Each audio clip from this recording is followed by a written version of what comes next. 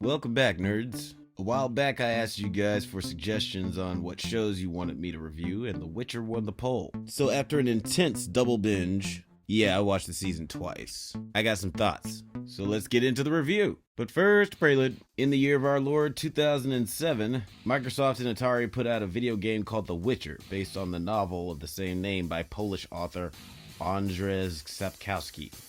I'm pretty sure I pronounced that wrong. The game was critically acclaimed and sparked a whole series that raked in a ton of cash. So Hollywood, doing what they do, saw an opportunity to make some money, and in May 2017, it was announced that Netflix was going to develop The Witcher into a new TV series. When the news broke, I didn't really care and thought it was going to be a piece of shit. It's not because I didn't read the novel, even though I didn't, and it's not because I didn't play the games, even though I didn't. It's because video games that are adapted into live action movies or TV shows usually suck shit. At best, they're passable, but we've yet to get a great one. That's not to say that it should be easy. I hear the argument a lot that it should be easy to tell these stories because they've already been told.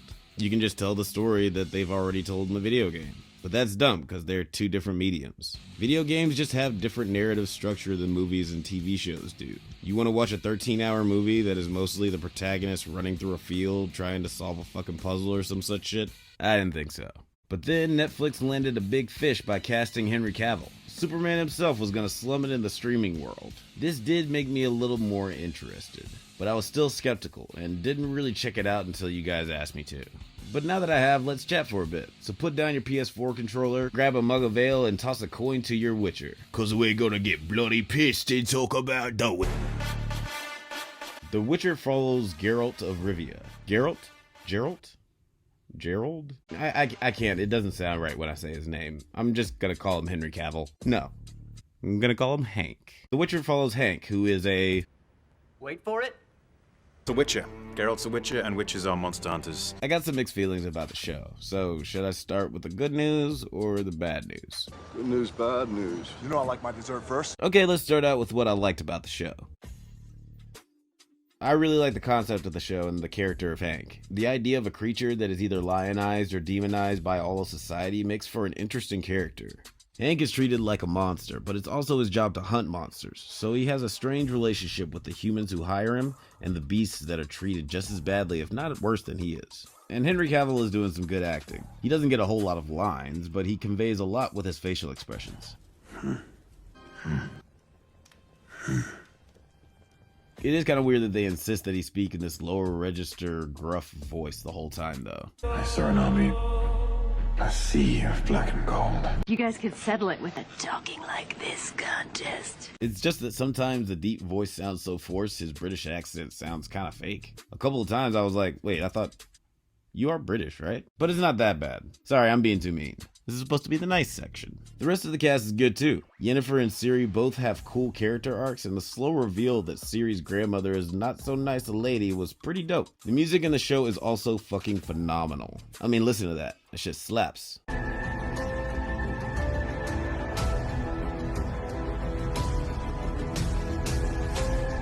Sonia Belasova and scoring partner Gioni Ostinelli, pretty sure I pronounced that wrong, developed a great sound for the show, and it complements the visuals really well. Netflix also spent a lot of money on this show.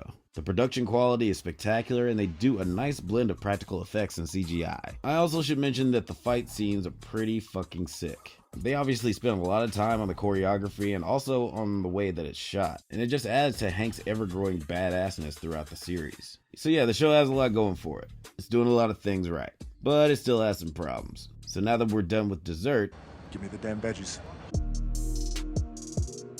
the story on the whole is pretty good, but it's executed kind of weirdly. I do like how we find out that the show actually takes place over multiple timelines. It was an interesting way of building anticipation for our two main characters meeting, beyond being told several times it's their fucking destiny. They talk about destiny a lot on this show. But then after that reveal, it's a little hard to figure out what time period we're in. I don't consider myself a passive viewer, and there were still times where I didn't know what timeline we were in or how much time had passed in between episodes. Like I mentioned before, I like most of the characters. So that your lady might get an abortion. Abort yourself! Oh, oi! Fuck off! Except this fucking guy. Yaskier fucking sucks. Sometimes in movies and TV shows, they insist on giving the stoic character a fun guy to hang out with, and I always fucking hate this character. They're never actually funny, and they're usually fucking useless. The fun guy character does work sometimes, but it's usually because there's a bigger cast and he's not the only one with a sense of humor. I guess creators feel like the main character won't be relatable or interesting to watch if you don't pair him with a fun guy. But they are wrong.